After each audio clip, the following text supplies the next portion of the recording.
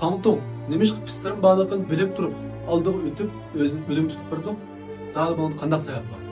Yurak berib, alt raqamini yo'llab saqlab o'tgandan keyin filmni davom etgan. Ishpanchalikni ko'rgan hamma do'stlar bilamiz.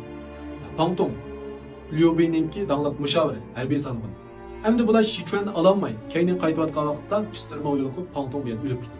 Unda bo'lsa Pangtong pistirma borligini bilib turib, nima ishqa Liu Beini ma'quzmay o'zi aldırmaqdi. Buningda Pangtongninki Liu Beiga nayt sariq ekanligini ko'ra olamiz. Chunki Pangtong tunji qatim Liu Beining e'tirof qilishiga erisholmaydi. Keyin e'tirof qilishga erishgandan keyin Liu Bei uni nayt cho'ng ko'rdi. Hatto ayol og'rib qolib o'lay davasimi hammani tashlab qo'yib Pangtongninki bir qut sarig'ini, bir qut og'rig'ini akab berish uchun uning oldida saqlab turdi. Bu vaqtda Pangtong nayt ta'sirlanib ketib, Liu Beini bir umrlik pasibani qilishga ko'nglida niyat qildi. Shuning bilan demak Pangtongda Liu Bei bo'lgan cheksiz hurmat va o'zining hayotini hatto taqdim qiladigan bir xil jasorat paydo bo'lgandi.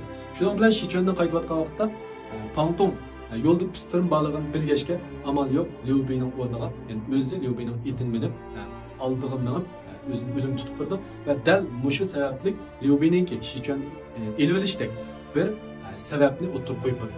Chunki chuqur bir odam bu yerda o'lmasa, Sichuanga hujum qilish bo'lmaydiganligini Pangtong oldin bilib olgan. Shunga bularning hammasini Pangtong oldin plan qilish orqali o'zini qasddan o'lim tutib qo'ygan. Ya'ni o'zining pasibani uchun o'lgan deyishga bo'ladi. Agar siz buni qo'shilsangiz, astiki imkon sayoniga alt raqamini qoldirib qo'ying.